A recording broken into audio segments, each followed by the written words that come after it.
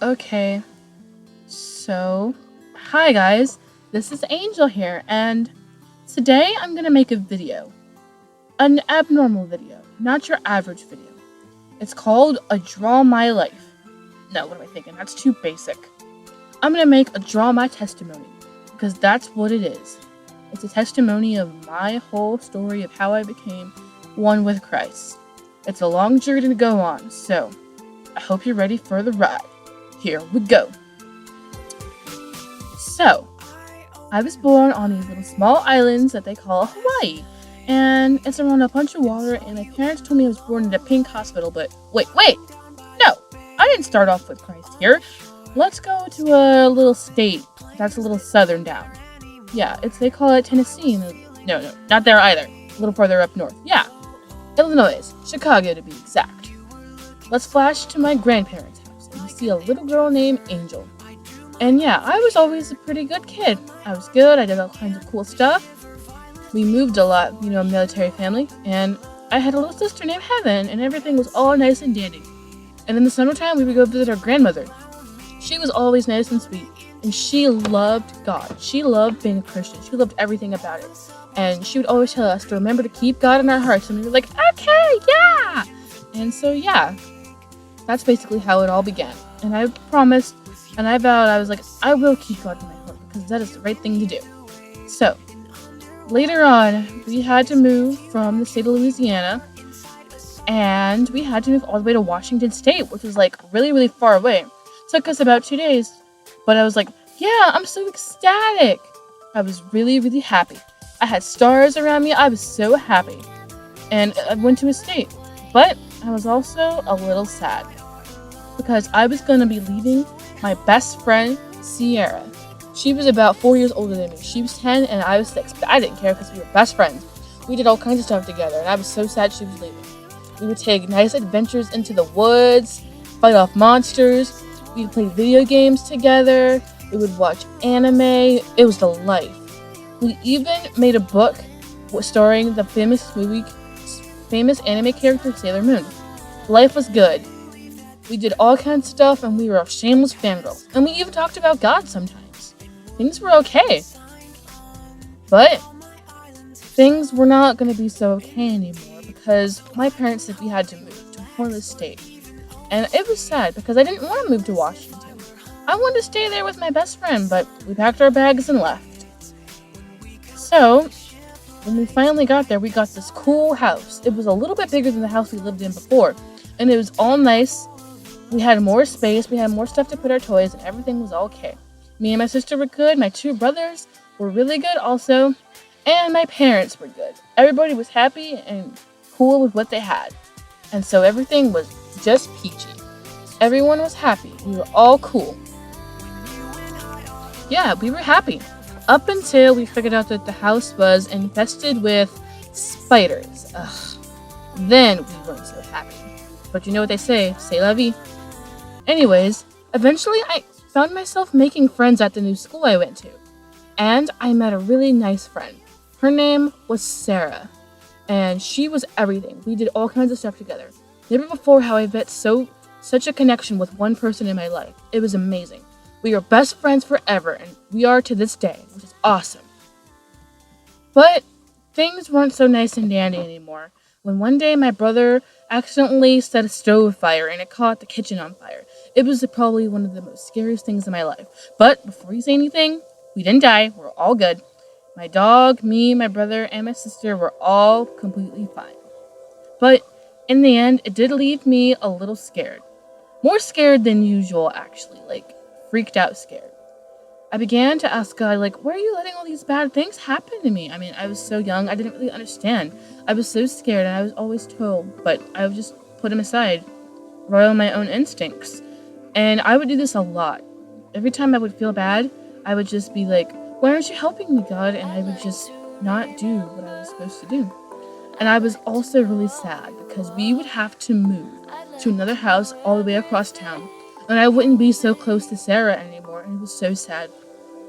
We could only talk on phone, and we could visit each other occasionally, but not as much as we definitely used to. And we moved to another house, which was a townhouse called Beechwood. and it was okay. I mean, we didn't know anybody, but me and my sister trekked on, and we just persevered. We went down, and we just made it work. But eventually, I did find myself making some new friends. I met two girls who were my friends. One was name was Mia, and the other's name was Carly. We said we were friends. But I then Mia revealed her true colors. One day she took us out and went into a house without it. This went on for 2 months, and then we all got caught. Me and my sister got grounded and in trouble, and it was such a mess. But I guess that wasn't enough for me, because the enemy has his way of attacking everybody. And he got to me by going back into people's house. But I only went into Mia and our friend Carly's house. And I would go and steal their comfort foods out of their house when they weren't home in broad daylight, because I was so upset at home, so depressed. My dad was deployed. I had nothing to do, and I was sad. But this backfired, because eventually when I was caught red-handed, my friends figured out and had wanted nothing to do with me. We weren't friends anymore, they just owned me, and we couldn't hang out. But Mia never let it down, and she had to tell everybody in the neighborhood that I was a burglar and burglared everybody.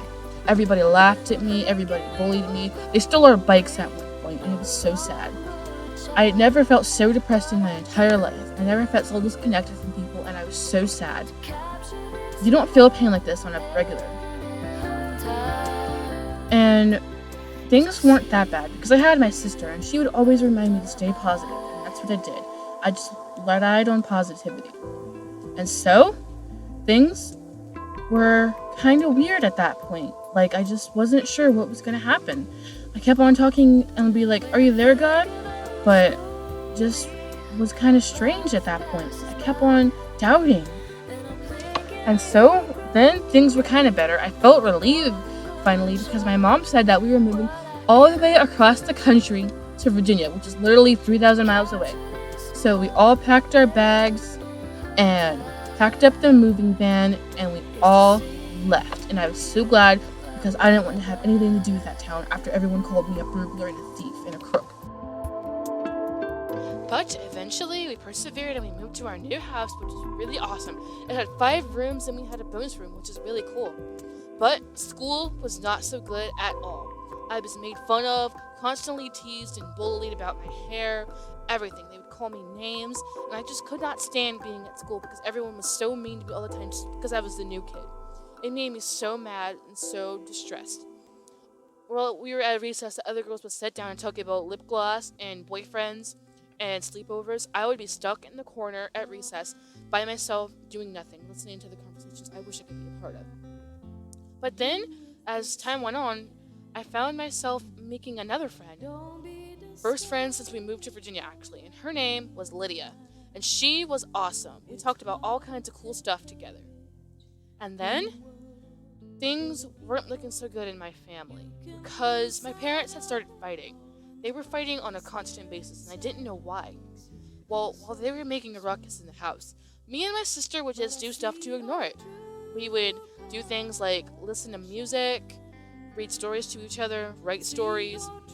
We would even make films with our dolls. Once we even made a Hunger Games film. But things were not so good, because my dad told us that he was divorcing my mom. And it was probably one of the most terrible things in my entire life, because it was the day before Thanksgiving, which was even more sad. Me and my sister cried a lot. I think we probably cried for like a good hour because we were so sad. Never before did I think I would ever be hearing those words in my life, and yet it happened. Our family had finally become the divorce statistic, and I was so sad, so stressed, and we cried and cried and cried. So, things were not looking so good once I started high school either, because the friends that I made that I thought were friends were not really my friends. They were just toxic people, and they were finally getting mad at me, and they decided to just cut me off completely. And so, I was sad even more. Because the friends I thought were my friends weren't really my friends. They were all fake. And so I just went through a constant thing of feeling sad and depressed and lonely and just all by myself. I would take my earbuds and listen to my music for hours and hours and cry and never come out of my room. I honestly did not want to go on at this point because I was so distressed. But then my dad one day was just like, "Hey girls, we're gonna start going to church again because that's what we need to do. We need some type of positivity." And I was like, "Ugh, I don't want to go to church. I just don't want to go." But my dad was like, yeah, you're going. It's not like you have a choice. So we all got up and went to church. We went to this really sketchy looking building that was called Calvary Chapel Williamsburg. But then there's this kind of cool, weird guy.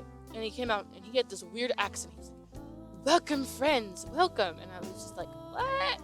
His name was Donnie. And he was really cool, actually. Like, not the popular kids kind of cool, but the kind of cool where you're like, wow, I never knew somebody that age could relate to me so well. And I found myself talking to him a lot, and so we really connected our first day there. And I was like, wow, this is really cool. You guys get my awesome checkmark of approval because you guys are making everything. And so I decided to go back. And I went back, and we just kept on going. And within the second month, we became members of Calvary Chapel Williamsburg, and I was so happy because I actually liked it. We had a youth group and everything. And then one day my life changed. One day we had a guest speaker for youth just for the girls, and she was explaining a lot of things to me, so I asked her a question I had on my heart for a while. I said, "Will God really not forgive you if you've done really bad things?" And she was like, "God will always forgive you. Of course he will forgive you. He will love you no matter what. He will always love you. Jesus will always love you." And I was like, wow, really changed my life. And then something else really changed my life too. April of 2013. We went to the Lynchburg Youth Conference, and I did something incredible. Something I never thought I would do. Something that I thought was really weird, but I did it anyways. I gave my life to Christ. I picked up the Bible, and I just did the whole thing. I didn't really know what was going to happen. I really didn't know how to do it, but I just did it anyways. I asked the Lord to do it. And a star was lit up. And I was so ecstatic and so happy. And I owe it all to my really good friend, Kiri. She really helped me in those hard times. Without her, I don't think I ever would have gotten this far. I don't think I ever would have committed to the Lord as much as I did. I don't think I would have given my life to her. So, as of today, my walk with Christ is really good. There's a lot of bumps, a lot of bruises, but I love it. Despite all the rough edges, I can still persevere through because I know that Christ will always love me and I know I can always come to him. And you know, I've always been so scared, so sad, so just scared of everything. But the only thing I needed was Jesus. Matthew 11:28 says that put all of your heavy burdens onto God because he will lift all the heavy burden weights off of you. And you know, that really speaks to me because all my life I've dealt with pain. And thanks to God, I can lift it off. God has blessed me in so many ways, it's not even funny. So, without Jesus in my life, I wouldn't have anything. I wouldn't have a wonderful, amazingly good youth group. I wouldn't have all kinds of things.